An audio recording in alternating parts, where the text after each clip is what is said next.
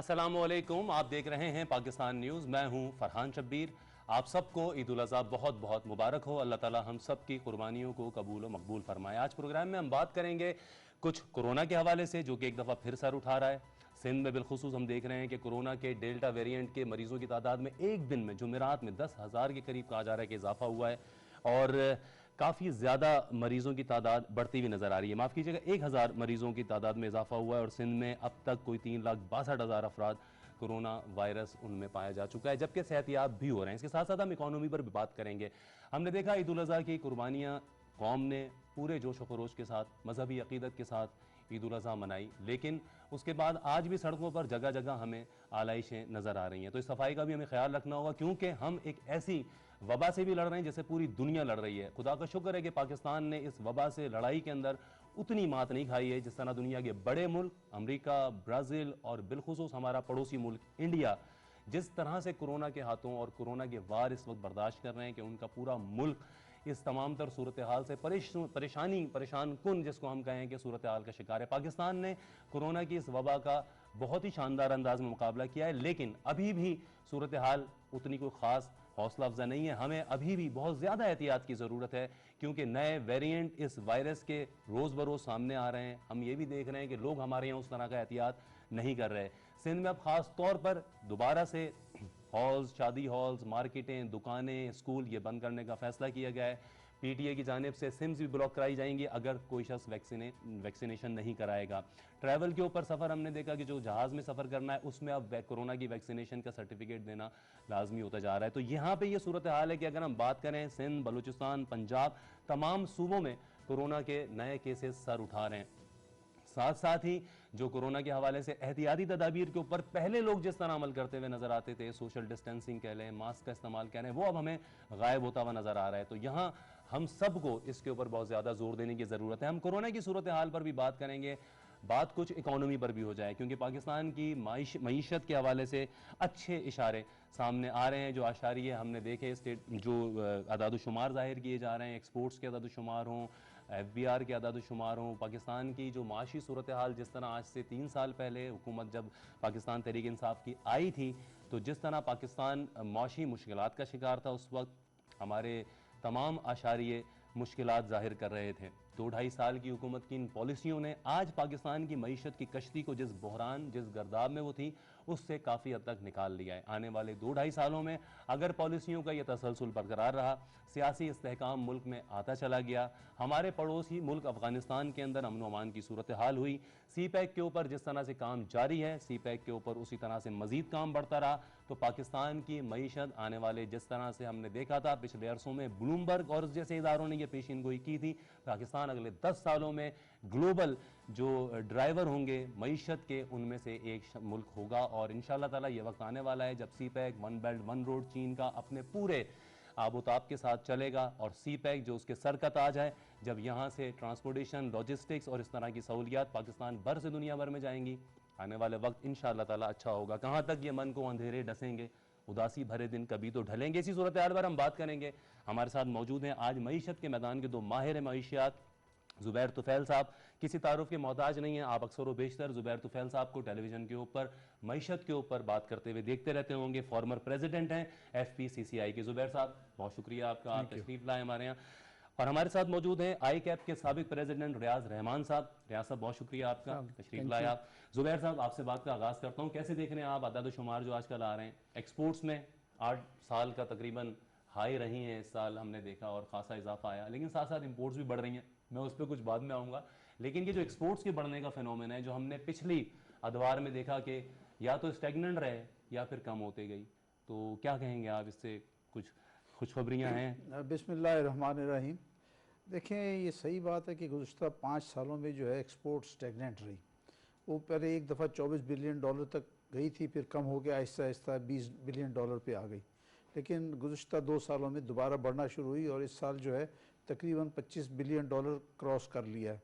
तो ये एक खुश आइंद बात है। 17-18% का इजाफा। जी हाँ, खुश आइंद बात है और इसमें 2-3 वजूहात हैं। एक वजह जो है वो कोविड की है। पड़ोसी मुल्क इंडिया में जो है कोविड की वजह से बेइंतहा मामलात संगीन हैं, वहाँ पे तकरीबन 4 लाख से ज़्यादा लोगों की जानें गई हैं और अभी भी सूरत हाल कोई इतनी अच्छी नहीं है।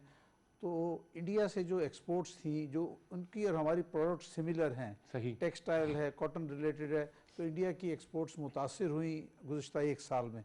तो वो जो उनके ऑर्डर्स थे वो फिर ट्रांसफ़र होकर पाकिस्तान की तरफ आ गए और इस तरह से पाकिस्तान की एक्सपोर्ट बढ़ते हुए $25 बिलियन से क्रॉस कर लिया। फिर दूसरी बात, जो पाकिस्तान की मईशत को फॉरेन एक्सचेंज में जिसने सहारा दिया वो है फॉरेन रेमिटेंस। आपको बिल्कुल जैसे आपके इल्म में है कि हमारी फॉरेन रेमिटेंस करीब $30 बिलियन के करीब पहुंच चुकी है। स्टेट बैंक ने एग्जैक्ट नंबर दिया है $29.4 बिलियन। ये हमारे ओवरसीज पाकिस्तानीज ने पाकिस्तान में भेजे। तो अगर आप देखें तो पाकिस्तान की टोटल एक्सपोर्ट से ज़्यादा जो है फॉरेन रेमिटेंस है और हमें हुकूमत को चाहिए कि इन ओवरसीज़ पाकिस्तानी को जो हैं इनको मज़ीद सहूलतें दें। जब ये पाकिस्तान में आते हैं, मैं एक छोटी सी चीज़ अगर चाहें कर सकते हैं। एयरपोर्ट पे आप देखें तो अभी तो आजकल तो वैसे ही फ़्लाइट्स कम आती हैं, 1-2 फ़्लाइट्स आती हैं at a time middle east से, तो उसमें भी जो है लंबी कतार खड़ी होती है। मैं चाहूँगा हुकूमत को चाहिए कि जब इंटरनेशनल अराइवल है जहाँ फ़्लाइट का, वहाँ एक टाइम पे जो आपने 12 काउंटर बनाए तो 12 के 12 काउंटर्स को जो ऑन करें। सही। वो जो 250 लोग एक फ़्लाइट से आते हैं वो आधे घंटे के अंदर यहाँ से क्लियर होकर चले जाएं, लेकिन वो बेचारे, मैंने आज भी देखा सुबह एक फ़्लाइट पे कि लंबी कतारें लगी हुई थी दुबई से फ़्लाइट पे और ये उनको फारिग होने में जो है बहुत ज़्यादा टाइम लगता है, 1.5 घंटे के करीब लग जाता है। जबकि वहाँ पे एयरपोर्ट के ऊपर आपके पास इमिग्रेशन के अंदर बहुत सारे आदमी भी भर्ती किए हैं। वो अंदर कमरे में पीछे बैठे होते हैं, ठंडे कमरे में बैठ के वहाँ से जो है बजाय इसके कि काउंटर पे आके लोगों को क्लियर करें, वो नहीं करते। अब तो डिजिटल दौर आ गया, ई कार्ड्स हो जाने चाहिए जिस तरह दूसरी दुनिया के दूसरे मुल्कों में हो रहे हैं। जी जी, तो ये चीज़ें हैं। तो और देखिए और भी चीज़ें मुल्क में आहिस्ता आहिस्ता बेहतरी के आसार आ रहे हैं।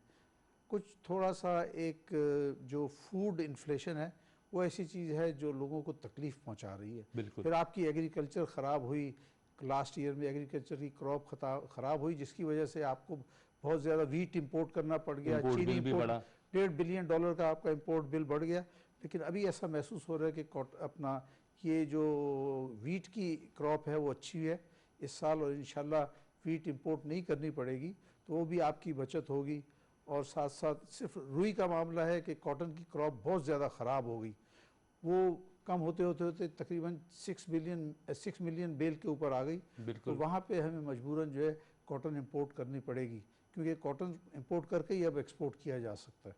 अभी भी गालिबन 2 लाख बेल्स वगैरह का इंपोर्ट का कंटिन्यूस देखें, हमें इस वक्त ज़रूरत है 9 मिलियन, कम से कम 9 मिलियन बेल की। 6 मिलियन पैदा हुई है तो आपको कम से कम जो है 3 मिलियन 4 मिलियन बेल बाहर से मंगवानी पड़ेगी। और मेरा ख्याल है कि जो टेक्सटाइल इंडस्ट्री है वो ऑलरेडी इसकी तरफ जो भी इकदाम है वो कर रहे हैं। कॉटन की प्राइसेस भी इंटरनेशनल मार्केट में बढ़ती चली जा रही हैं, करीबन 88 सेंट के करीब हो गई हैं। सही। तो ये सारी चीज़ें हैं बहरहाल, लेकिन ये है ओवरऑल इशारे जो हैं वो अच्छे हैं। आप तो ये बेहतर नहीं कि रॉ मटेरियल फिर भी हम इंपोर्ट कर रहे हैं ताकि हम कम से कम finish product, large scale manufacturing अच्छी है आपके, सीमेंट बहुत अच्छी मैन्युफैक्चरिंग, सीमेंट की मैन्युफैक्चरिंग जो है इस वक्त नंबर्स बहुत अच्छे हैं। स्टील की प्रोडक्शन बहुत अच्छी है, आपकी ऑटोमोबाइल की प्रोडक्शन बहुत अच्छी है और इसी तरह से काफ़ी इंडस्ट्रीज हैं जो बेहतर परफॉर्म कर रही हैं और यहीं से आपका रेवेन्यू आएगा। देखिए जितनी प्रोडक्शन ज़्यादा होगी आपको सेल्स टैक्स आएगा, चाहे वो सीमेंट हो, स्टील हो, ऑटोमोबाइल हो, ये सारी जगह से आपको गवर्नमेंट को जो भी रेवेन्यू के टारगेट्स हैं वो वहीं से पूरे होंगे। सही। रियाज साहब आप क्या कहेंगे? एक्सपोर्ट्स की हम बात कर रहे हैं, टेक्सटाइल हमारा सेक्टर बड़ा टॉप, जो 15 एक्सपोर्टर्स भी देखें तो वो एक टेक्सटाइल के ही रहे हैं और टेक्नोलॉजी की हमारी एक्सपोर्ट बड़ी है इसके अंदर। इस दफ़ा टेक्नो एक्सपोर्ट में हमारा बड़ा इजाफा हुआ है। जी, सबसे पहले तो शुक्रिया ज़ुबैर तुफैल साहब ने बहुत अच्छी तरह से समअप किया सारे आस्पेक्ट जो इकोनॉमी को कवर करते हैं हमारे कंट्री में, और उस पर उन्होंने अपना तायराना नज़रिया पेश किया। टेक्सटाइल के आपके सवाल के बारे में मैं ये कहूँगा कि आउट ऑफ 25 बिलियन जो आपकी एक्सपोर्ट है, तकरीबन 15 बिलियन की तो एक्सपोर्ट टेक्सटाइल ही की है। बिल्कुल। तो इस सेक्टर पे तवज्जो देने की ज़रूरत है। नो डाउट आपके लार्ज स्केल मैन्युफैक्चरिंग तो बढ़ी हैं और उसी के आशारिये सारे इसमें नज़र आ रहे हैं, लेकिन उसमें देखने की बात ये होगी कि उन लार्ज स्केल मैन्युफैक्चरिंग सेक्टर जो है कहीं वो सेमी फिनिश गुड्स तो इंपोर्ट्स नहीं कर, जिसकी वजह से आपका इंपोर्ट बिल बढ़ रहा है। अगर आप चाइना, टर्की, उनसे आप सिर्फ कपड़ा इंपोर्ट करेंगे और उनको सिर्फ प्रिंट करके दे देंगे तो नंबर्स तो आपको बड़े नज़र आ रहे हैं जी, $10 बिलियन की हमने सेल कर दी, लेकिन आपने इम्पोर्ट ही इतनी सारी उसके लिए कर ली। ठीक। तो उस पर गवर्नमेंट को तवज्जो देनी चाहिए कि इससे लोकल इंडस्ट्री या जो छोटे इन्वेस्टर हैं, छोटी टेक्सटाइल इंडस्ट्रीज़ हैं जो कि उन लार्ज स्केल मैन्युफैक्चरिंग के लिए काम करती हैं, उनको सपोर्ट करती हैं, वहाँ पर भी तो ग्रोथ आनी चाहिए ना। और जहाँ तक रही बात हमारी एक्सपोर्ट्स की, तो मैं पहले भी एक प्रोग्राम में आया था, मैंने यही कहा था कि हमारी इकोनॉमी को अगर सरवाइव करना है तो हमें एक्सपोर्ट जो है $40 बिलियन तक ले जानी पड़ेगी। बिल्कुल। और ये 3 साल पहले मैंने कहा था, हम 20, 21, 22 बिलियन डॉलर से सिर्फ 25, 26 बिलियन डॉलर तक आए हैं 4-5 साल, 3 सालों में इस नई रेजीम में। तो उस पर हुकूमत को तवज्जो देने की बहुत ज़्यादा ज़रूरत है। क्या वजह क्या रही है कि हमारी एक्सपोर्ट्स पिछले अरसों में स्टेगनेंट रही, अब जाके जो बढ़ रही हैं, जंप ले रही हैं, तो उसमें भी हम देख रहे हैं 1-2 सेक्टर्स ही हमारे ज़्यादा हैं। टेक्सटाइल हमेशा से ही रहा था हमारा लीडिंग एक्सपोर्टिंग सेक्टर और बैकबोन भी रहा है। जी जी। तो आपको क्या लगता है क्या वजूहत रही हैं? देखिए उसकी वजूहत तो कॉस्ट ऑफ डूइंग बिजनेस हमारे यहाँ ज़्यादा है, ईज ऑफ डूइंग बिजनेस में मसले मसाइल हैं। बिल्कुल, ये आपने बिल्कुल सही बात की। जैसे जुबैर साहब ने बताया कि पिछले 1 साल 1.5 साल जो कोविड का दौरानिया रहा है, उसमें हमारी टेक्सटाइल इंडस्ट्री और garments and knitwears and bed and linen towels, उसमें बहुत ही बूम आया because of the shift of the orders from the region, ठीक, पर्टिकुलरली इंडिया। तो उसकी वजह से भी काफ़ी बढ़ा है हमारा एक्सपोर्ट, लेकिन इतना काफ़ी नहीं है हमारी इंपोर्ट ओरिएंटेड कंट्री के लिए। जब आपकी इंपोर्ट 45 बिलियन से एक साल में इस साल 55 बिलियन पे चली जाएगी, 10 बिलियन का डेफिसिट आप सिर्फ 2 बिलियन की एक्सपोर्ट करेंगे, तो जिस तरह जुबैर साहब ने बताया कि जी ये सारी उसको हमने हमारे डेफिसिट को सस्टेन किया है ओवरसीज रेमिटेंस से, जो कि 27% बढ़ गई बिकॉज बॉन्ड्स के इशू पे, मनी लॉन्ड्रिंग पे जो कर्ब लगा है, तो हवाला हुंडी पे जो चेक्स लगे, फर्क पड़ा है उससे बहुत बड़ा फर्क पड़ा है। रोशन डिजिटल अकाउंट में बड़ा काम किया, आसान हो गया लोगों के लिए पैसा ट्रांसफर, आसान हो गया है। तो ये वजूहत हैं, लेकिन हमें एक्सपोर्ट के लिए इंसेंटिवाइज करना होगा, सेक्टर्स को आइडेंटिफाई करना होगा। इसके अलावा लॉन्ग टर्म में हमारी इकोनॉमी की सर्वाइवल नहीं है। तो जुबैर साहब क्या हुकूमत ने इस समत में कदम कम उठाए हैं अगर हम कहें? क्योंकि अगर हम पहले बजट से देखें तहरीक इंसाफ के, तो पहले बजट में हमने देखा था कि काफ़ी हद तक जो इंडस्ट्रीज़ थी, मैन्युफैक्चरिंग के यूनिट्स थे, उनकी मशीनों के ऊपर से ड्यूटीज़ कम की गई थी, रॉ मटेरियल पे से ड्यूटीज़ कम की गई थी, टेक्सटाइल को खासी सहूलत पहले बजट में भी दी गई थी। तो क्या इसी के असरात थे जो अब ये नज़र आ रहे हैं हमें? क्योंकि हम ये देखते हैं कि पहले दिन से अपोजिशन एक तनकीद का सिलसिला जारी रखे हुए है, टेलीविज़न चैनल्स के ऊपर भी अक्सर तजियाकार इसी बात की दुआइयाँ देते नजर आए कि मईशत बेड़ा गर्क हो रही है, मईशत बेड़ा गर्क होती है और कोई चीज़ ठीक नहीं हो रही। जबकि हम देख रहे हैं कि इन्फ्लेशन तो वही 8.87% ईयर ऑन ईयर बेसिस के ऊपर आज भी हमें मौजूद नज़र आ रही है। देखिए 3 साल पहले जब PTI की हुकूमत आई, उस वक्त मईशत यकीनन बहुत दबाव में थी, और हुकूमत को जो पहला साल मिला वो बहुत टफ मिला, उसमें चैलेंजेस भी थे, बहुत सारे थे, फिर इंटरेस्ट रेट हाई था, तमाम चीज़ें थी, और उसके बाद हुकूमत ने उस पर तवज्जो देनी शुरू की। तो मैं समझता हूँ कि जो आखिरी साल गुजरा है इसमें बहुत सारी बेहतरी नज़र आई है, आपको हर जगह पे बेहतरी नज़र आई। इसमें ख़ास तौर पे मैं कहूँगा कि कोविड के दरमियान हुकूमत की पॉलिसीज़ जो है बहुत अच्छी थी। इन्होंने स्टेट बैंक के ज़रिए 2 चीज़ें, एक तो जो कंस्ट्रक्शन इंडस्ट्री है उसको एक बहुत बड़ा पैकेज दिया, और स्टेट बैंक ने भी उसको बहुत सपोर्ट किया। इस वक्त पाकिस्तान की हिस्ट्री में मुझे बैंकिंग करते हुए तकरीबन 45 साल हो गए हैं, कभी बैंक जो है हाउस लोन किसी को देता ही नहीं था, बिल्कुल कमर्शियल बैंक किसी को नहीं देता था। सही, आज पहली दफ़ा है कि बैंक वाले जो हैं वो लोगों के पास जा रहे हैं, हर ब्रांच के बाहर ऐड लगा हुआ है कि जी आप हाउस लोन के लिए अप्लाई करें, नया पाकिस्तान, नया घर, नई हाउसिंग लोन फैसिलिटीज कॉर्पोरेशंस को भी इजाजत दी गई इदारों को, ये सारी चीज़ें हुई हैं। तो देखें तब्दीली तो आई है, और पहली दफ़ा है कि कम आमदनी वाला आदमी जो है, जिसकी तनख्वाह 1 लाख रुपए से कम है, वो भी बैंक लोन लेके और अपना फ्लैट वगैरह जो या मकान है वो बना सकता है। तो जो हुकूमत की पॉलिसी में जो बुनियादी तब्दीली थी, एक तो कंस्ट्रक्शन इंडस्ट्री को उन्होंने बहुत सपोर्ट किया। उसके बाद जब कोविड में इंडस्ट्री दबाव में थी तो स्टेट बैंक ने भी जो है बहुत ही पॉजिटिव सपोर्ट दी। उन्होंने कहा अगर किसी इंडस्ट्री को ऐसा है कि वो तनख्वाह अदा नहीं कर सकता, तो उन्होंने कहा कि जी आप आदमी को ले ऑफ नहीं करें, उन्होंने सैलरीज के लिए भी पैसे दिए, ऑलमोस्ट नील मार्कअप पे दिए सारी चीज़ें की। बिजली भी गालिबन 3 महीने तक दी गई इंडस्ट्रीज को। बिजली नहीं, बिजली तो जो भी थी उसको उसके तो खैर कॉस्ट लेते थे, ठीक। लेकिन ये सारी चीज़ें ऐसी थी कि जो आहिस्ता आहिस्ता हुकूमत की पॉलिसी और फिर उसको स्टेट बैंक ने बहुत अच्छी तरह इम्प्लीमेंट किया, जिसकी वजह से जो है जो बंद सनतें थी वो भी चलना शुरू हो गई, और फिर उसका तमाम असर जो ज़्यादा असरात हैं वो गुज़िश्ता माली साल में नज़र आए। गुज़िश्ता माली साल में तमाम सब इंडस्ट्रीज़ जो थी उनकी प्रोडक्शन बहुत अच्छी थी, पीक पे जा रही थी, और जो टैक्स रेवेन्यू भी जो पूरे हुए वो इसी वजह से हुए कि इंडस्ट्री ख़ास तौर पे जो डोमेस्टिक सेल्स होती है उसमें सेल्स टैक्स अवेलेबल होता है, वो गवर्नमेंट को मिलता है। और इसके अलावा आप अब रह गया मसला मेन जो है वो एग्रीकल्चर क्रॉप का है। अगर हमारी क्रॉप जैसे वीट की बेहतर हुई है, इसी तरह से गन्ने की भी हो, चावल की क्रॉप भी अच्छी है, तो ये क्रॉप्स अगर बेहतर होंगी तो हमें इंपोर्ट नहीं करना पड़ेगा। गुज़िश्ता माली साल में हमने $1.5 बिलियन की चीज़ें इंपोर्ट की खाने पीने की, सही। तो अगर हम उसमें से बाहर निकल आते हैं तो वो बचत होगी। तो हमारे इंपोर्ट बिल में भी बहुत ज़्यादा जो इजाफा है फूड आइटम्स की ही कीमतें बढ़ने की वजह से, पाम ऑयल, कुकिंग ऑयल वगैरह। पाम ऑयल की ऐसे कि पाम ऑयल की इंटरनेशनल मार्केट में भी प्राइस बढ़ गई है, इसमें हम किसी को ब्लेम नहीं कर क्रूड सकते। ऑयल की बढ़ी है तो ना फिर लोकल, import देखिए बिल ना बढ़ा। लोकल मैन्युफैक्चरर को कह सकते हैं। पाम ऑयल की प्राइस बढ़ी तो वो मजबूर है कि उन्होंने आगे पास ऑन किया। दूसरा जो सबसे बड़ी बात है वो इस वक्त है क्रूड ऑयल की। क्रूड ऑयल की कीमत बढ़ते बढ़ते दोबारा $70 क्रॉस कर गई है। 71% को इजाफा अब तक हो चुका है। जी, ये देखें, ये आज से एक साल पहले जो है ये करीब $45 पे थी, तो $45 से बढ़ते बढ़ते जो आज के लेटेस्ट प्राइस है वो अबव $70 है। और अभी तो हुकूमत ने जो है, मैं उनको अप्रिशिएट करता हूँ कि उन्होंने सारा बर्डन जो है आगे पास ऑन नहीं किया है।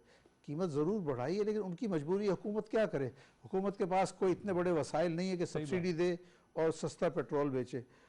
इसमें यही है कि कुछ हुकूमत बोझ बर्दाश्त करे और कुछ आगे लोगों के ऊपर पास ऑन करे, और यही एक वाहिद तरीका है, इसके अलावा और कोई तरीका नहीं है। अगर हुकूमत कर रही है और जो पेट्रोल की कीमत अगर 2 महीने से बढ़ रही है तो वो मजबूरी के तहत बढ़ रही है हुकूमत के पास। हाँ, अगर हुकूमत के पास इतने वसाइल होते तो यकीनन वो ज़्यादा उसमें सब्सिडी दे के उसको आगे चलाती है, लेकिन वो मुमकिन है नहीं। बिल्कुल।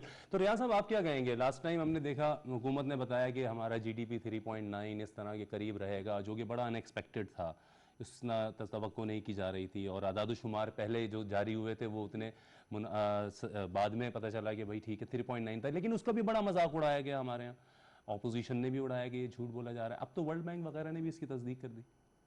ये बात बिल्कुल तो ये जो ऑपोजिशन या हमारे यहाँ चंद तज्जिया निगारों का एक ही मईशत को लेके गर्दान है, क्या ये मायूसी नहीं फैला रही होती है मुल्क में? इकोनॉमी तो बहुत हद तक लोगों की साइकोलॉजी से भी चलती है, बेशक परसेप्शन से भी चलती है। बेशक आप बिल्कुल ठीक कह रहे हैं कि देखिए उन्होंने तो अपनी पॉलिटिकल गेम्स खेलनी है और अपोजिशन ने तो आके तनकीद ही करनी है, लेकिन तनकीद बराए तनकीद तो नहीं होनी चाहिए। Should be a positive and constructive होनी चाहिए कि कहाँ पर इम्प्रूवमेंट फर्दर होनी चाहिए। तो बिलाशुबा क्रेडिट इस गवर्नमेंट को जाता है, जिस तरह जुबैर साहब ने बताया कि बहुत ही बुरे हालात में मईशत इस नई गवर्नमेंट को मिली थी, और उसके पहले साल में तो काफ़ी लर्निंग कर्व का भी एक हिस्सा रहा है कि ठोकर खा के भी आदमी सीखता है। और इसके बाद उन्होंने पोजीशन अपनी ली सेकेंड एंड थर्ड ईयर में, और आहिस्ता आहिस्ता इम्प्रूवमेंट्स की तरफ हमारी इकोनॉमी जा रही है, सारे माशी आशारिये सही जा रहे हैं। लेकिन एक अब फॉरवर्ड लुकिंग अप्रोच की आप बात करें तो जिस तरह जुबैर साहब ने बताया, और जो फिगर्स आ रही हैं, हमारी मेजर इंपोर्ट्स जो हैं वो 3 हैं। एक तो पेट्रोलियम प्रोडक्ट्स हैं, दूसरी पाम ऑयल की हैं जिसकी इंटरनेशनल प्राइसेस हैं और वो बढ़ी हैं बहुत ज़्यादा कोविड के ज़माने में। और अगर ये 70 से अगर 90 एंड $100 आ जाता है तो यकीनन बहुत बड़ा बोझ पड़ेगा हुकूमत पाकिस्तान पे, उनके बजट बनाने पे, बिल्कुल, और ये तकलीफ़ का बाइस होगा हमारे मुल्क के लिए। तो हमें तो सिर्फ दुआई कर सकते हैं, बाकी तो ये इंटरनेशनल मार्केट है। इसी तरह पाम ऑयल है, लेकिन कमोडिटी प्राइस, दीगर हम चीजें भी देख रहे हैं, कमोडिटी स्टील भी बहुत, रबड़ बड़ा भी, कोल भी, सबकी प्राइसेस इंटरनेशनल मार्केट में बढ़ी हैं। तो क्या हमें कुछ अपने अवाम को भी ये थोड़ा समझाना चाहिए कि इंटरनेशनल प्राइसेस कहाँ पहुंच रही हैं, तो उसका असर आप पे भी कुछ आएगा, ताकि अवाम का मुआशी शऊर तो थोड़ा बढ़े, इकोनॉमिक लिटरेसी तो बढ़े अवाम की। जुबैर साहब ने बिल्कुल सही बात की। मैं फेसबुक पे एक अननोन फ्रेंड था, उन्होंने ऐसे ही कुछ कमेंट किया पेट्रोल प्राइस के ऊपर, पाम ऑयल के ऊपर, कि जी 2017 में इतना था उतना था। तो मैंने उनको यही कैलकुलेट कर दिया कि इंटरनेशनल प्राइस तो आप कंपेयर करें, उस वक्त $600 थी पाम ऑयल की, आज 1200 है, तो घी डबल नहीं होगा तो क्या होगा।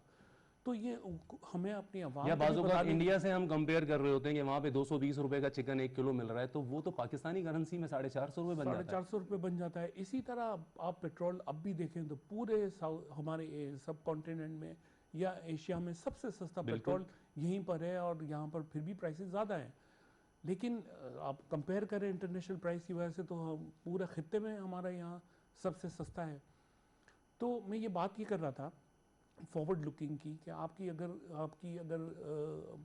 पेट्रोलियम प्राइसेस बहुत ज़्यादा बढ़ गई तो बहुत बोझ बढ़ जाएगा। उसके लिए हमें अपनी इंपोर्ट्स पे चेक एंड बैलेंस रखना होगा। ये मुल्क जो है वो अपने कंज्यूमेबल्स के लिए या फ्रूट प्रोडक्ट्स की जो इंपोर्ट्स हैं उस पे इतना ज़्यादा डिपेंडेंट जो है इंपोर्ट्स पे नहीं मुतहमिल हो सकता। उसके लिए गवर्नमेंट को चेक्स करने की ज़रूरत होगी। आज अच्छे माशाल्लाह कमाने वाले लोग हैं, वो तो इम्पोर्टेड चीज़ें परचेज कर सकते हैं, सही। लेकिन कंट्री के पास तो फॉरेन रिजर्व्स इतना नहीं है। तो मैं हमेशा से इस बात का कायल रहा हूँ कि हुकूमत को इस तरफ ध्यान देना चाहिए। और जिस तरह पहले साल में आके इंपोर्ट्स को उन्होंने कट की थी, इस साल भी आपको इंपोर्ट्स पे काफ़ी चेक रखना पड़ेगा।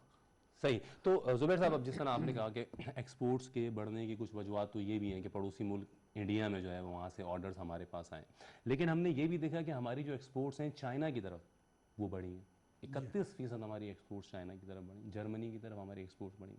तो क्या इस बात का इम्कान है कि कोविड हटता है तो ये हमारे ऑर्डर्स, अगर हमारे यूरोपियन कंट्रीज़ में जो हमारी टेक्सटाइल जाती हैं, अमेरिका में जाती हैं, तो वो वहाँ से मुतासिर होंगी, तो ये क्या थोड़ा सा कम होगा, या चाइना या दीगर मुल्कों की तरफ जो एक्सपोर्ट्स बढ़ रही हैं हमें वहाँ से वो वैक्यूम पूरा करने में मदद मिलेगी? मेरा ख्याल है हमारी एक्सपोर्ट्स जो है ना चाइना की तरफ बढ़ेंगी। एक तो ये कि चाइना की 1.5 अरब की आबादी है, अभी तो हम बहुत कम वहाँ एक्सपोर्ट कर रहे हैं। हमें कोशिश करनी चाहिए, वहाँ पे बहुत सारा रूम है, फिर FTA के एग्रीमेंट्स हैं, ये सारी चीज़ें हमें सपोर्ट करेंगी। और पाकिस्तानी एक्सपोर्टर्स को चाहिए कि उसके ऊपर तवज्जो दें कि चाइना में किस तरह से ज़्यादा वो अपने गुड्स को बेच सकते हैं। अभी मिसाल के तौर पे जैसे चाइना है, चाइना गोश्त इंपोर्ट करने वाला भी एक बहुत ही अहम मुल्क बन गया है। वो पिछले दिनों में ज़्यादा इंपोर्ट करते थे, ऑस्ट्रेलिया से करते थे या ब्राज़ील से करते थे। अभी रिसेंटली भी पहले पाकिस्तानी मीट पे कोई पाबंदी थी कि जी वो उनकी जो भी उनके रेस्ट्रिक्शंस या जो भी उनकी स्टैंडर्ड्स हैं उसको मीट नहीं करता था। हालांकि पाकिस्तानी गोश्त अब भी चाइना जा रहा है। यहाँ से क्या होता है, यहाँ से वियतनाम जाता है। पाकिस्तान का जो गोश्त है वो वियतनाम में एक्सेप्टेबल है, वियतनाम में जाता है, वियतनाम से वहाँ पे उसको लेबल चेंज करके वो फिर चाइना चला जाता है। लेकिन अभी रिसेंटली ऐसा हुआ है कि कुछ डायरेक्ट जो हैं वो एग्रीमेंट्स हुए हैं जिसके तहत चाइना की जो भी उसकी कंसर्न मिनिस्ट्री है, गालिबन फूड एंड एग्रीकल्चर की है या जो भी है, उसने कुछ इजाज़त दी है। आम भी हमारे गए वहाँ पे एग्जीबिशन आम का तो इतना मसला नहीं, लेकिन गोश्त ऐसा है, अगर आप गोश्त वहाँ पे एक्सपोर्ट कर सकते हैं तो उससे हमें बहुत फ़ायदा। हम जितना गोश्त चाहें, जितना यहाँ गोश्त पैदा कर सकते हैं, पैदा करके वहाँ बेच सकते हैं। इसी तरह गोश्त आपका ईरान में जा सकता है। तो वही जो इमरान खान साहब ने कहा था, वज़ीर आज़म इमरान खान ने, कि आप कट्टा पालें, बकरी पालें और इसके ऊपर तवज्जो दें। उसमें देखिए ऐसा है कि हमें सबको मिल के ना सोचना चाहिए। इसमें इमरान खान साहब को हमें मजाक नहीं उड़ाना चाहिए, जो भी वो कहते हैं मजाक ही उड़ाता उसके ऊपर, उसमें मजाक नहीं करना चाहिए। उस बात ये है कि जहाँ जहाँ आप एक्सपोर्ट बढ़ा सकते हैं वो एक्सपोर्ट बढ़ाएं, और पॉसिबिलिटीज़ भी हैं। अब कुछ हमारी एग्रीकल्चर जो है वो डिपेंडेंट होती है पानी के ऊपर, पानी के हमारे मसाइल हैं। पानी अगर तो बारिश अच्छी हो गई तो ठीक, बारिश पूरी ना आई तो फिर कमी का शिकार हो जाते हैं। लेकिन हमारे पास ऐसा पॉसिबिलिटी है, पाकिस्तान जैसे अभी 26-27 मिलियन टन गंदम पैदा कर रहा है, अगर इसमें और कोशिश की जाए तो 30 मिलियन तक हो सकता है। सही। अच्छा, अगर आप 2-3 मिलियन भी आपके पास ज़्यादा हो तो आप उसको 2 मिलियन टन गंदम को अगर आप एक्सपोर्ट करेंगे तो वो तकरीबन $4 बिलियन की हो जाएगी। आजकल एवरेज प्राइस $200 से ज़्यादा है गंदम की ना। तो और इस दफ़ा भी गंदम की क्रॉप बेहतर हुई है। कम से कम इंपोर्ट तो नहीं करेंगे, ये यकीनी बात है, लेकिन सरप्लस गंदम जो है वो एक्सपोर्ट हो सकती है। इसी तरह से चावल है, चावल हमारा हर साल एक्सपोर्ट होता है, हमारे पास सरप्लस होता है तकरीबन 4 मिलियन तो चाइना खुद दुनिया भर से गारमेंट्स जो हैं वो कोई $650 अरब की इंपोर्ट करता हाँ, है, मैं आपको एक्सपोर्ट भी करता है, इंपोर्ट मैं आपको करता उस है। तरफ भी आता हूँ। देखिए, मसला ये कि चाइना में गुज़िश्ता 1 से 2 साल में जो है लेबर की कॉस्ट बहुत बढ़ गई है। ठीक। वहाँ पे कॉस्ट ऑफ प्रोडक्शन बहुत बढ़ गई। चाइना की जितनी भी ईस्टर्न सिटीज़ हैं जो साहिल की तरफ है, मिसाल के तौर पे शंघाई है, शंघाई, चिंगटाओ है, बीजिंग। क्वांगजू है, ये सारे शहरों में एवरेज इनकम वर्कर की $1000 हो गई। चीप लेबर नहीं रहे वहाँ पे। वो चीप लेबर रही, उनके लिए आसान काम है कि वही चीज़ें पाकिस्तान से या श्रीलंका से कहीं से भी मंगवा के लें। हमारे पास मौका है, पाकिस्तान और पाकिस्तानी बिजनेसमैन को चाहिए कि इससे फ़ायदा उठाएं जब उनकी लेबर इतनी महंगी हो गई है। और प्लस ऐसा भी है कि बाज़ इंडस्ट्रीज चाइना में अनवाइबल हो गई हैं ठीक। कॉस्ट ऑफ प्रोडक्शन की वजह से, उनको यहाँ लाया जाए। सी पैक के ज़रिए हुकूमत कोशिश कर रही है Relocate करेंगे कि यहाँ। उनकी इंडस्ट्रीज को रीलोकेट करें, तो उससे हमारा भी फ़ायदा होगा। हम उससे चीज़ें बना के यहाँ से री एक्सपोर्ट चाइना भी कर सकते हैं और किसी और ममालिक में भी कर सकते सेंट्रल हैं। एशिया से लेके पूरे रास्ते मौजूद हैं फिर, अगर जब हाँ, ये अल्लाह CPEC करे, चलेगा उसमें तो। अल्लाह करे कि मेरी दुआ है कि अफ़गानिस्तान में जो है जल्द अमन कायम हो जाए, क्योंकि ये सेंट्रल एशिया जाने के लिए कोई भी चीज़ है वो अफ़गानिस्तान से गुजरेगी। सही। और आने वाले दिनों में अगर वहाँ अमन कायम हो जाता है तो हमारे लिए सेंट्रल एशिया जाना बहुत आसान होगा और एक्सपोर्ट भी कर सकेंगे। ठीक। अच्छा रियाज साहब, आगे बढ़ते हैं थोड़ा सा। स्टॉक मार्केट ने भी बड़ा अच्छा परफॉर्म किया है पिछले दिनों में। हमने देखा कि स्टॉक मार्केट का इंडेक्स ने कोई 12-14 हज़ार गेन करके 45-47 हज़ार के ऊपर स्टॉक मार्केट खड़ी। तो स्टॉक मार्केट साहब मुतमईन है हमारी स्टॉक मार्केट खित्ते में बड़ी बेहतर परफॉर्म कर रही है? जी बिल्कुल, हमारी स्टॉक मार्केट खत्ते में बेहतरीन परफॉर्म कर रही है। हमने गेंस भी देखे हैं, कंपनीज के रिजल्ट्स भी अच्छे आए हैं।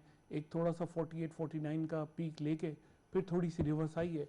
बट आप, मेरा अंदाज़ा है कि 30 जून ईयर एंड जो हमारा होता है उसका जैसे ही अब क्लोजर हो रहा है, उनके ऑडिट्स हो रहे हैं और जब उनके रिजल्ट्स आएंगे तो अगर अच्छे डिविडेंड पे आउट्स होंगे और अच्छी अर्निंग्स होंगी तो स्टॉक मार्केट जो है वो 50,000 को क्रॉस क्यों करने में हमारे देर नहीं साबिक जो लगेगी। मुशीर खजाना भी रहे मिफ्ता इस्माइल साहब, वो तो बड़ी तनकीद आज भी कर रहे होते हैं। वो जब बैठते हैं प्रेस कॉन्फ्रेंस में, हालांकि उनकी अपनी कंपनी कैंडीलैंड ने करोड़ों का मुनाफा कमाया, पिछले सालों के मुकाबले में मुनाफा बढ़ा है, फिर कहते हैं हालात ख़राब है, मईशत ख़राब है। क्या कहा जाए इस रवैये को? मैं तो नेगेटिव कहूँगा, सोच कहूँगा, क्योंकि after all we all are Pakistani. किसी भी पॉलिटिकल एफिलिएशन हो, हमें सबसे पहले पाकिस्तान के बारे में सोचना होगा और उसके लिए अच्छे मशवरे देने होंगे। जब उनकी हुकूमत आएगी, वो अपने, अगर आती है जब भी फ्री एंड फेयर इलेक्शन के साथ, तो वो अपने हिसाब से उसको चलाएंगे और अपने लेंगे। आपके एक और सवाल का जवाब मैं, जो आपने पहले किया था आईटी का, उस सेक्टर की तरफ मैं तवज्जो दिलाऊंगा। अगर हुकूमत की बहुत ही अच्छी इंसेंटिव स्कीम्स उन्होंने इस दफ़ा भी अनाउंस किए हैं आईटी सेक्टर के लिए। आपने कहा एक्सपोर्ट्स बढ़ गई हैं, बेशक बढ़ी है $1 बिलियन से, मेरे ख्याल हम 1.4 से 2.1 billion dollar, 2.1 billion dollar, 2.1 billion तक आ गए। इसमें बहुत बड़ी कैपेसिटी है हमारे यहाँ। हमारा नौजवान तबका, छोटे छोटे बच्चे मोबाइल एंड कंप्यूटर से जो है वो, चाहे वो मिडिल फैमिली से हों या इवन पुअर फैमिली से भी हों, they are very fond of it. और ज़हीन भी बहुत है, समझ भी जाते हैं। यूथ पॉपुलेशन हमारी बहुत है। अगर उस पर सही तरीके से उनके प्लान्स को इम्प्लीमेंट करे हुकूमत, तो ये एक्सपोर्ट जो है $4-5 बिलियन तक आराम से 2-3 साल में पहुंच सकती है। कुछ समाजी इदारे हैं लाइक सैलानी, उनका बहुत बड़ा प्रोग्राम इस पर चलता है और बहुत सारे बच्चों को वो एक लो लेवल पे वो उनको सिखा रहे हैं कि how to become an entrepreneur. और यूरोप और अमेरिका में एंड यूके में अपनी प्रोडक्ट्स को सेल करें और आराम से आप अर्न कर सकते हैं, क्योंकि डॉलर्स में $1000-2000 कमाना कोई बड़ी बात नहीं है इतने बड़े बड़े मुल्कों से। तो हुकूमत को भी उन्होंने जो इक़दाम लिया है कि एक्सपोर्ट, अपना आईटी एक्सपोर्ट जोन बनाने का है। मेरे बहुत सारे क्लाइंट्स हैं कंस्ट्रक्शन से ताल्लुक़ रखते हैं, वो अपनी पूरी बिल्डिंग्स को जो है वो आईटी सेक्टर में रजिस्टर करवाने का सोच रहे हैं।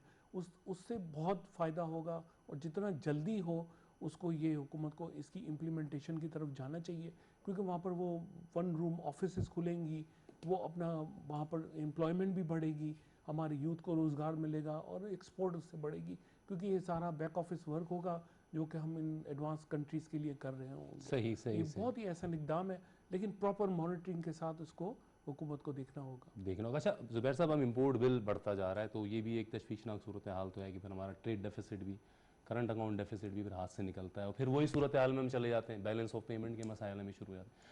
अगर इसको कंट्रोल करना चाहे हुकूमत, तो फिर अगर वो थोड़ा सा डॉलर को बढ़ाती है, रुपये को लूज़ करती है कि एक्सपोर्ट ज़रा बेहतर रहे, इंपोर्ट पे ज़रा फिर बोझ कम बढ़े, तो फिर तनकीद का निशाना बनती है। तो ये बैलेंस कैसे बरकरार रखा जाएगा? देखो, मैं चाहूँगा कि हुकूमत को चाहिए गौर से देखे और गैर ज़रूरी अशिया के ऊपर जो है उसकी इंपोर्ट के ऊपर कोई ना कोई रिस्ट्रिक्शन लगाए। ये नहीं हो सकता कि आप अभी भी देखते हैं बिस्किट्स भी आ रहे हैं, चॉकलेट्स भी आ रही हैं, आइसक्रीम भी आ रही है बाहर से, ये नहीं आनी चाहिए। आइसक्रीम खानी है, पाकिस्तानी आइसक्रीम खाएं, बहुत अच्छी होती है। तो ज़बरदस्ती गैर ज़रूरी कंज्यूमर गुड्स बाहर से नहीं आने चाहिए, नंबर एक। नंबर दो, फिर आप हुकूमत के पास और क्या टूल रह जाएगा इसके अलावा? और कोई टूल नहीं होगा कि इंपोर्ट को डिस्करेज करने के लिए को डॉलर का जो रेट है वो रुपी डिवैल्यू होगा। आज ऑलरेडी गुज़िश्ता एक हफ्ते के अंदर, ये 10 दिन के अंदर तकरीबन 3-4 रुपये डॉलर डिवैल्यू हुआ। आज गालिबन 162 रुपये का था, और बैंक्स का फोरकास्ट है कि ये 165 रुपये के करीब आ जाएगा आइंदा वीक के अंदर। तो बेहतर ये एक इंपोर्ट रोकने का एक टूल है हुकूमत के पास, वो रोकेंगे। अगर आप कहते हैं कि जी इंटरनेशनल आजकल ये एग्रीमेंट्स किए हुए हैं कि हम इंपोर्ट पे रिस्ट्रिक्शन बंद नहीं कर सकते, अच्छा बंद ना करें, लेकिन आप करेंसी के रेट को तो कम ज़्यादा कर सकते हैं। ये आपके हाथ में है और इसी के ज़रिए इसको करना चाहिए ताकि गैर ज़रूरी एशिया की इंपोर्ट कम हो। प्लस ये कि अगर आपका रुपी डिवैल्यू होता है तो ये आपके एक्सपोर्ट्स को सपोर्ट करेगा। एक्सपोर्टर जो है उसको अगर एक्सचेंज का रेट डॉलर का 162 या 165 रुपये मिलता है तो वो इस पोजीशन में होगा कि और ज़्यादा एक्सपोर्ट कर सके। और इंशाल्लाह हम उम्मीद करते हैं कि आने वाले महीनों में जो है एक्सपोर्ट ग्रो करेगी। अब रहा मसला कि जो 25 अरब डॉलर है ये कुछ भी नहीं है। आप देखिए कि आपके करीब और दूसरे ममालिक हैं, उन्होंने इतनी ज़्यादा एक्सपोर्ट में तरक्की की है कि हैरत अंगेज़ है। उसमें वियतनाम भी है, उसमें तुर्की है। तुर्की देखें, तुर्की में एक टाइम पे तकरीबन 50 अरब की एक्सपोर्ट होती थी, वो अब गालिबन 150 अरब के ऊपर पहुँच गए हैं। इसी तरह बांग्लादेश है। बांग्लादेश देखें कि बांग्लादेश की मेजर एक्सपोर्ट टेक्सटाइल है, वो करीब 50 अरब डॉलर के करीब पहुँच गए हैं, जबकि वो खुद बिल्कुल कॉटन पैदा नहीं करते। सही कह रहे हैं आप ज़ुबैर साहब। कुछ वक्त हमारे इस सेगमेंट के अख्ताम की जानी पहुँच रहे हैं, मैं आपसे इजाज़त चाहूँगा। बहुत शुक्रिया ज़ुबैर साहब। रियाज रहमान साहब, बहुत शुक्रिया आपका। हमने बात की मईशत के ऊपर। आने वाले दिन मज़ीद अच्छे हालात का इशारा दे रहे हैं। हाँ, कुछ इक़दाम और भी करने होंगे। कहते हैं हज़ारों लफ्ज़िशें हायल हैं लब तक जाम आने में, तो यकीनन अगले 2-2.5 सालों में उन चीज़ों को भी, हमारा सर्कुलर डेट बहुत तशवीशनाक हद तक हर साल बढ़ता जा रहा है और बड़ा एक पहाड़ सर्कुलर डेट का हमारे सर के ऊपर खड़ा है जो हुकूमत को उतारना है। इसके साथ साथ इंपोर्ट बिल में होने वाला इजाफा, इसको भी हुकूमत को बड़ी दानिशमंदी के साथ ही कंट्रोल करना होगा। ब्रेक यहाँ पर एक लूँगा मैं, और इसके बाद हम बात करेंगे कुछ कोरोना के बढ़ते हुए केसेस के हवाले से हमें क्या एहतियाती तदबीर अख्तियार करनी चाहिए। आप इन पर बातें सुन रहे होंगे लेकिन हम अमल नहीं कर रहे होते। कुछ इसी तरह की हम बात करेंगे केसेस के हवाले से कोरोना के, एक ब्रेक के बाद।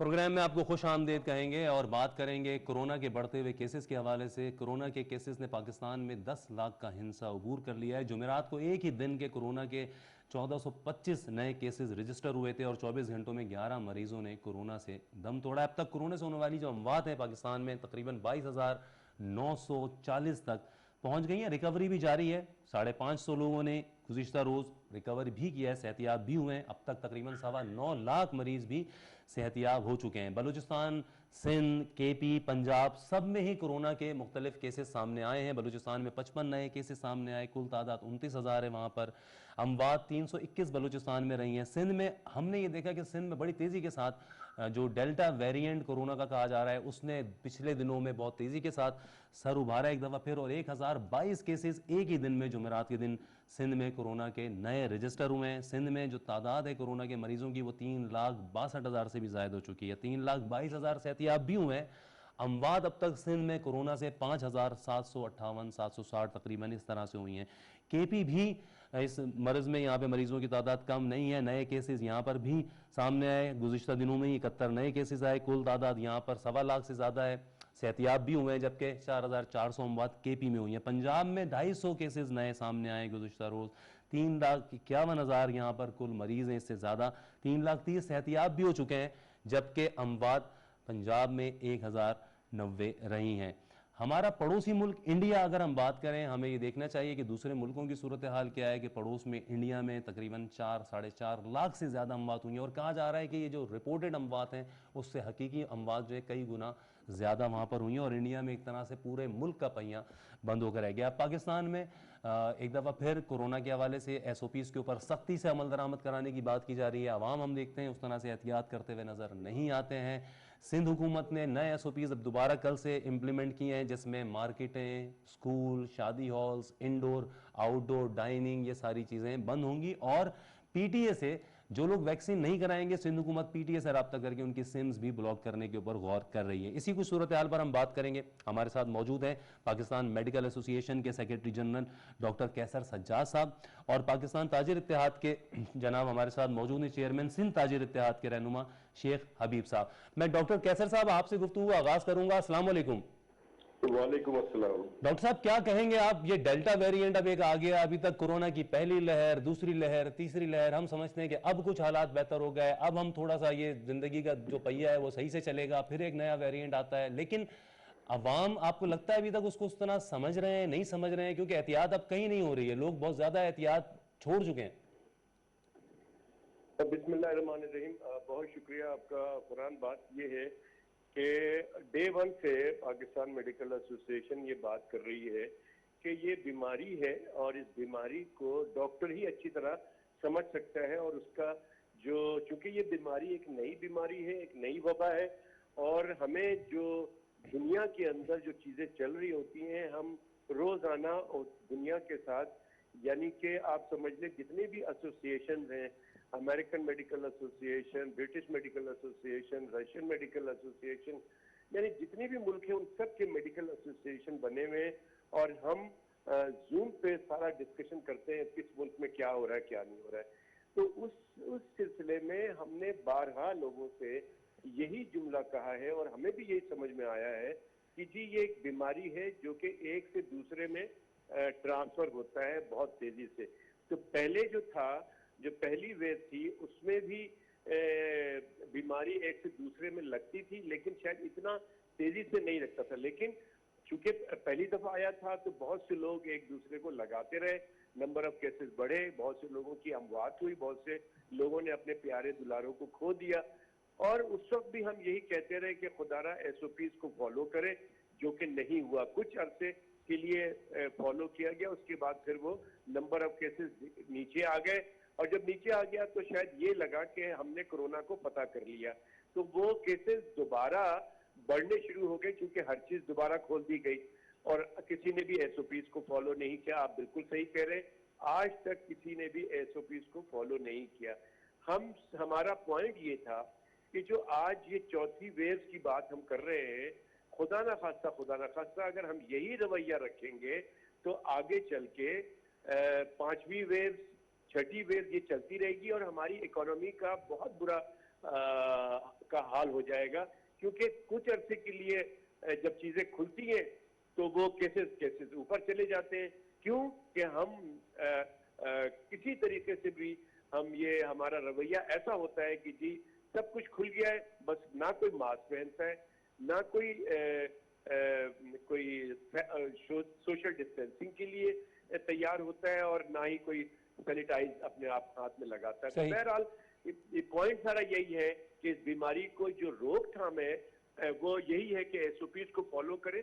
और मेरा पॉइंट डे वन से यही बार बार मैं सरकार को भी यही कहता हूं कि ऐसा इक़दाम किया जाए कि इस वबा से भी जान छुड़ाई जाए और हमारी जो इकोनॉमी है वो भी खराब ना हो, ऐसे इक़दाम किया जाए। उसका तरीका सिर्फ यही है, इस वक्त अगर हम शॉर्ट अगर बात करें तो SOPs पे अमल करना है और जितनी जल्दी हो सके वैक्सीनेट कराना है अपने आप को, अपनी फैमिली को और अपने मोहल्ले वालों को। तो हम समझते हैं कि हम ये दोनों इसको कंट्रोल कर सकेंगे। डॉक्टर साहब हमारे साथ लाइन पे नए हमारे साथ शेख हबीब साहब भी मौजूद हैं, चेयरमैन सिंध ताजिर इत्तेहाद। शेख साहब आप क्या कहेंगे, जब सिंध हुकूमत बात करती है कि हम मार्केटों की टाइमिंग के ऊपर पाबंदी लगा रहे हैं तो हम देखते हैं कि ताजिर इत्तेहाद फिर उस पर कहता है कि हम उन टाइमिंग्स के ऊपर पाबंदी उस तरह नहीं कर सकते हैं, हमारे लिए बड़ा मुश्किल है इन औकात कहर के अंदर कारोबार को जारी रखना। अब 6 बजे से सुबह और शाम 6 बजे तक की टाइमिंग है, तो ताजिर इत्तेहाद क्या कहता है इसके ऊपर कल से फॉलो करना है? देखिए ये कोविड बिल्कुल इस पर कोई दो राय नहीं है कि पूरी दुनिया में इसका सिलसिला चला और ये पूरी दुनिया इससे मुतासिर हुई, लेकिन ये अल्लाह का इनाम है कि एज ए मुसलमान ये तमाम पूरी दुनिया में जो मुस्लिम लोग हैं उस पर ये कोविड ने बहुत कम असर किया है। और अल्हम्दुलिल्लाह इसी तरह हमारे प्राइम मिनिस्टर पाकिस्तान की जो हिकमत अमली वो कारामद साबित हुई और पूरी दुनिया ने इसको साबित किया और कहा कि प्राइम मिनिस्टर पाकिस्तान की जो पॉलिसी थी उसके बनस्बत पाकिस्तान में कोविड का जो रेशियो है बहुत कम रहा। सही, ये बड़ी खुशाइन बात है। अब रही बात दूसरी कि भाई अगर सिंध गवर्नमेंट कुछ करना चाहती है, या देखिए ये चौथी लेयर है। जब फर्स्ट लेयर आई थी हमने सिंध गवर्नमेंट को सपोर्ट किया और वफाक को भी सपोर्ट किया। बिजनेस कम्युनिटी में मरकजी तंजीम ताजन पाकिस्तान का भी सीनियर वाइस चेयरमैन हूँ। चारों मकसद के सूबों से भी वाबस्तगी और ये तमाम सिलसिलों में मैं ये समझता हूँ कि कोविड के हवाले से ताजिरों को SOPs पे अमल दरामद करते हुए हमें कारोबार को जारी और सारी रखना चाहिए, जो कि हमारे प्राइम मिनिस्टर ने ये बात कही है कि जी हम कोविड के हवाले से हम अपनी मईशत तबाह नहीं कर सकते। तो हमारा भी यही कहना है कि हमने अपने कारोबार को जारी और सारी रखना है, कोविड को भी साथ साथ लेके चलना है। लेकिन इस कोविड के अंदर अगर हम अपनी मईशत को तबाही की तरफ ले जाएंगे तो हमारे लिए नुकसान पैदा हो जाएंगे। मैं ये समझता हूँ कि सिंध गवर्नमेंट को भी इस चीज़ को देख लेना चाहिए और इस सिलसिले को इस तरह काम करना चाहिए कि कोऑर्डिनेशन हो, वफाक और सूबे का कोऑर्डिनेशन सिंध गवर्नमेंट का होना चाहिए और उसके मुताबिक काम होने चाहिए। अभी सुबह 6 से शाम 6 बजे तक का उन्होंने टाइम दिया ना, देखिए कुछ शेड्यूल टाइम सिस्टम है। मार्केट है कराची के सिंध की, देखिए 6.5 करोड़ आवाम है सिंध और बेखसूस खाली 3.5 करोड़ की आबादी वाला शहर ये कराची है जो कि मिनी पाकिस्तान है और सिंध का दारुल खिलाफा भी है, ठीक है ना। अब आप इसको इस तरह देख लें कि यहाँ पे अगर हम इस सिलसिले को करेंगे सख्ती के साथ, तो देखिए जब सख्ती अब अगर हम करेंगे तो मुल्क की मैशत पहले ही हमारी तबाही की है। हम इस काबिल नहीं, इस तरह के मुतामिल नहीं हो सकते कि हम सख्त कोरोना के लॉकडाउन के हवाले से चले जाएँ। आप देखिए पिछले भी यूरोप के तो आप देख लें, लंदन में देख लें कि उन्होंने कितने बड़े 46,000 केसेस के लेकिन बावजूद उन्होंने कुछ उसमें अगर आपके दुकान में दाखिल होते हुए पाबंदियां की जाएं, बिल्कुल मास्क की पाबंदियों की 100% दुकानदार होनी खुद चाहिए। यकीनी बनाए, वो दुकानदार काम ना करे जो बंदा बगैर मास्क के बिल्कुल उसके साथ कुछ सौदा ना 100% बेचे। मैं आपसे मुत्तफिक हूँ और ये मैं ये समझता हूँ कि सोशल डिस्टेंस बरकरार रहना चाहिए। हमारे दुकानदार को, आने वाले कस्टमर को SOPs पे अमल दरामद करते हुए मास्क का इस्तेमाल सैनिटाइजर ज्यादा भी से नहीं है, ज्यादा दूसरी करें। चीजें भी नहीं है। अच्छा, ज्यादा से ज्यादा मास्क का इस्तेमाल तो जरूरी करें। अगर सैनिटाइजर आपके पास नहीं है, मैं भी समझता हूँ, तो उसका हमने एक तोड़ निकाला हुआ है। हमने अपने दुकानदारों को कहा है कि डिटोल मंगाएं, पानी की गन बनाएं और स्प्रे करके उसको आने वाले कस्टमर के लेकिन hand आप wash मुझे करें। पता है ऐसा क्यों नहीं हो पा रहा हो, तो या तो ताजिर इत्तेहाद कुछ तो करे फिर इसके अंदर, देखिए, वो business भी कम से community- कम इस देखिए, बात को इंश्योर करे, इस असल बात को मसला है यकीनी कि बनाए। देखिए हम ताजिरों की तो कह सकते हैं, दुकानदार के लिए कह सकते हैं, लेकिन आवाम देखें ना, ये 3.5 करोड़ की आबादी का ये शहर है कराची और यहाँ जॉब टू जॉब जो है लोग निकले हुए होते हैं। अगर इनको शाहराहों पे अगर सिंध गवर्नमेंट थोड़ा सा अपना किरदार अदा करे, मतलब DG रेंजर्स के हवाले से, सिंध पुलिस के हवाले से, कि जो लोग चेहरे पे मास्क नहीं लगा रहे उन्हें रिटर्न करें, रोडों से वापसी कर दें, तो मैं समझता हूँ कि इस पर काबू पाया जा सकता है। हम अपने एफर्ट करने के लिए तैयार हैं, बिजनेस कम्युनिटी आपको सपोर्ट करने के लिए तैयार है, लेकिन थोड़ा सा टाइम शेड्यूल पे जो नजरसानी करनी तो डॉक्टर साहब ये जुर्माने वाली पॉलिसी भी ठीक है अगर मास्क नजर ना आए, क्योंकि सऊदीया ने इस मामले के अंदर बड़ी सख्ती रखी, जुर्माना, बड़े बड़े जुर्माने उन्होंने लगाए। आज वहां पे कोरोना का बड़ा अच्छा उन्होंने एहतियात किया हुआ है कि वहां पे उतनी अमवात भी नहीं हुई, हमने देखा। तो आप लगता है कि एक जुर्माना ही फिर एक हल रहता है कि अवाम, क्योंकि ताजिर भी समझ जाए, दुकानदार भी समझ जाए, लेकिन हम देखते हैं कि हमारे यहाँ लोग भी नहीं समझ रहे होते। कुर्बानी पे हमने कुर्बानियाँ की हैं, उनकी आरइशें जिस तरह हमने छोड़ी हैं, सुन्नत इब्राहिमी तो अदा की, लेकिन सफाई निस्फ ईमान हम भूल गए। तो डॉक्टर साहब अवाम के लिए क्या करें? देखिए बात सारी ये है कि अवाम को जो कानून बनते हैं ना, अवाम खुद नहीं कुछ करती है। अगर आप अवाम को छोड़ दें ना ट्रैफिक के लिए कि जी आप अपनी मर्जी से आए जाए, अभी भी आप देख लें कि रेड सिग्नल पे भी लोग चल रहे होते हैं, जब तक पुलिस वाला बीच में आके रोकता नहीं है लोग रुकते नहीं है। रेड लाइट हो जाती है, उसके बावजूद कानून इसलिए बनते हैं कि अवाम उसको फॉलो करे, और अगर नहीं करते तो उसके ऊपर सख्त से सख्त जुर्माना होना चाहिए। देखिए बाहर के मुल्कों में अभी 3 केसेस एडिलेड ऑस्ट्रेलिया में आए हैं 4 दिन पहले, उन्होंने पूरा एडिलेड बंद कर दिया, किसी ने भी शोर नहीं मचाया कि हमारा कारोबार, क्योंकि जान है तो जहान है। और एक बात, दूसरी बात ये कि मैं बार बार कहता रहा हूं, मैंने ईद से पहले कहा कि खुदारा जो मार्केट की हालात मैं देख रहा हूं, बाकी लोग भी देख रहे हैं, कोई भी ना दुकानदार जो है वो SOPs पे अमल दरामद कर रहा है। मैं खुद जा रहा हूं, वो मास्क नहीं लगाता, दुकान के कहीं अंदर, भी 120 की जो गाहक आ पाबंदी रहा है नहीं वो है। भी नहीं लगा रहा, सही वो कह भी रहे नहीं हैं। लगा रहा। तो बिल्कुल। मैं ये चाहता था कि खुदारा ये सब चीजें चलती रहती, ईद के दिन जो है कारोबार बंद नहीं होता, लेकिन ऐसा नहीं हुआ, प्रॉब्लम हुई। फिर बकरीद के अंदर मैं तकरीबन कोई 1 महीने से कह रहा हूँ कि डेल्टा वेरिएंट कराची में मौजूद है, और वो वही वेरिएंट है जो भारत सही। डॉक्टर में, साहब वक्त की इंडिया कमी में मेरे आड़े आ रही है तबाही मुझे, मच चुकी जी है। डॉक्टर साहब वक्त तो की कमी एहतियात- मेरे आड़े आ रही है, मुझे आपको मैं खुदाफिज कहूँगा आपको। डॉक्टर साहब बहुत शुक्रिया आपका। डॉक्टर कैसर साहब हम फिर बात करेंगे इस हवाले से मजीद। शेख हबीब साहब ये बताएं, जिस तरह सफाई का भी एक बड़ा गहरा ताल्लुक है, इस कोरोना से हम बात करते हैं, लेकिन अक्सर पूरे शहर की इस वक्त जो सूरत हाल है, सड़कों की हालात तो ख़राब हैं ही हैं, लेकिन दुकानों के अपने सामने जिस तरह कचरा पड़ा रहता है, कीचड़ पड़ी रहती है, हमारे दुकानदार खुद अपनी दुकान के आसपास सफाई का ख्याल भी नहीं रख रहे होते। देखिए- दुकान से आगे फुटपाथ जो है वो गंदी पड़ी हुई, उसी के आगे कचरा भी पड़ा हुआ है। ये तो हमारा ताजर इत्तेहाद भी कम अज़ कम कर सकता है कि अपने दुकानदारों को पूरे शहर के कम अज़ कम सफाई की तरफ तो लें। देखिए, आपने देखा होगा पिछले साल कराची में जो बारिशों की वजह से जो पूरा तबाही का मंजर हुआ, बिलखुसूस कराची के अंदर, और मैं समझता हूँ कि पूरा कराची तो अपनी जगह पे DHA जैसी जगह भी जो है उससे नहीं बची। ज़ाहिर एक बारिश जो है वो जहमत बन गई, रहमत की जगह। लेकिन मसला सिर्फ ये कहने का है कि सारी चीज़ें, कुछ चीज़ें प्लानिंग करनी पड़ती है, गवर्नमेंट को प्लानिंग करनी पड़ती है, सिंध गवर्नमेंट को प्लान बनाना पड़ता है। देखिए, अभी आप ये देखें कि 3 दिन हुए बकरीद को ना, और अब ज़ाहिर है कुर्बानी हमारा फरीज़ा है, लेकिन हुक्मरानों को भी जो है ना थोड़ा सा सिंध गवर्नमेंट को चाहिए था। देखिए, आप देखें आलाइशें रोडों पे पड़ी, चले मैं ज़िया साहब हमारे साथ मौजूद। लेकिन पिछले टाइम में आप ये देखें कि जब बारिश का सिस्टम हुआ, लाइनें चौक हुई हैं, तो हमने अपनी मदद आपके हिदायत कराची की जो मार्केटें हैं हमने उसको खुद क्लियर करवाया। ठीक, किसी ने क्लियर मैं थोड़ा आगे बढ़ता हूँ। हमारे साथ मौजूद हैं मारूफ मजहबी स्कॉलर और इस्लामी नजरियाती कौंसिल के रुकन जनाब ज़ियाउल्लाह शाह बुखारी साहब। ज़िया बुखारी साहब अस्सलाम वालेकुम। जी वालेकुम अस्सलाम व रहमतुल्लाहि व बरकातहू। ज़िया बुखारी साहब, आप क्या कहेंगे? हमने देखा सुन्नत इब्राहिमी की सब ने पैरवी की और बड़े जोश व खरोश के साथ कुर्बानी की, लेकिन उसके बाद उस कुर्बानी की आलाइशों को वहीं रोड पे ही छोड़ दिया। सफाई निस्फ ईमान है, हम भूल गए। अब कोरोना से भी लड़ना है, सफाई भी करनी है, लेकिन इस तरह का अगर हमारा रवैया रहेगा तो बुखारी साहब हम कोरोना तो क्या किसी और बीमारी से भी लड़ सकेंगे? बहुत आपने अच्छा सवाल किया। बिस्मिल्लाह रहमान रहीम। यकीनन फरहान भाई, बैसियत मुसलमान हमारी मिन हैसुल मजमू बहुत सारी जिम्मेदारियां हैं। अल्लाह ताला ने कुरान मजीद फुरकान हमीद में हमें ये पैगाम दिया, या अय्युहल्लज़ीना आमनू दुखुलू फ़िस्सिल्मी काफ़तन, ऐ ईमान वालों इस्लाम में पूरे पूरे दाखिल होने की कोशिश किया करो। कुर्बानी एक तरफ कर लेना और फिर उसकी लाशें फेंक देना, ये तो इस्लाम पे एक तरफ आप अमल कर रहे हो, दूसरी तरफ उस पर अमल नहीं कर रहे, बल्कि उसकी तालीमात की मुखालफत कर रहे हैं। नबी करीम अलैहिस्सलाम ने अलाइशों से रास्तों को पाक रखना, माहौल को पाकीज़ा रखना, इसको मामूली अमल करार नहीं दिया, बल्कि आपने इसको ईमान की बुनियादी शाखों में शुमार किया है। आप फरमाते इन्न में शुअबिल ईमान, फरमाया कि ये ईमान की बुनियादी शाखों में से एक शाख है।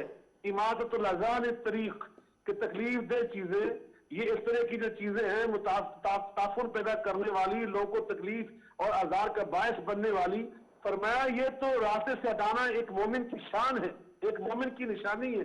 तो बिलाशुबा बैसियत एक मुसलमान कुर्बानी के हम जानवर ज़िबा करते हैं 2-3 लाख रुपए के, और उसके बाद हम ज़िबा करने वालों को 5-5, 10-10 हजार रुपए देते हैं। लेकिन 200-400 रुपए, 500 रुपए अगर हम खर्च करके किसी कूड़ा उठाने वाले से ये कहने कि दूर जाकर किसी मुनासिब जगह पे इसको फेंक कर आया, जो उसकी मुनासिब जो मुतय्यन जगह गवर्नमेंट की तरफ से, तो मेरा ख्याल है हमारा माहौल सारा पाकीज़ा रहता। तो बड़े बड़े जो मैं समझता हूँ लोगों ने इस मामले में बड़ी गफलत बरती है। इंफरादी तौर पर हम सब इस बात के पाबंद हैं, अत्तहूर शत्रुल ईमान, ये सही मुस्लिम के अंदर हदीस पाक है कि पाकीज़गी इख्तियार करना ये तो निस्फ ईमान है। ये आधा ईमान जो है वो हमारी पाकीज़गी और तहारत है।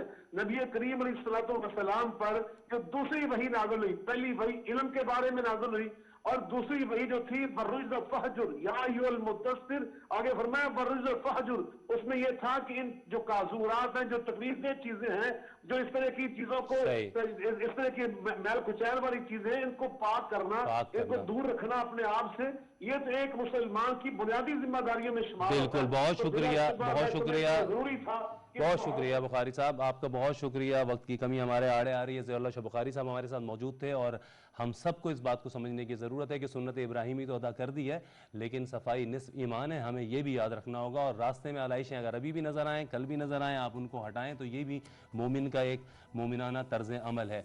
इसके साथ ही हमारे प्रोग्राम का वक्त भी अपने अख्ताम को पहुँचता है। शेख हबीब साहब बहुत शुक्रिया आपका, आप तशरीफ़ लाए। फरहान शब्बीर को पाकिस्तान टेलीविज़न स्टूडियो से इजाज़त दीजिए, आपसे फिर मुलाकात होगी, तब तक के लिए खुदा हाफ़िज़।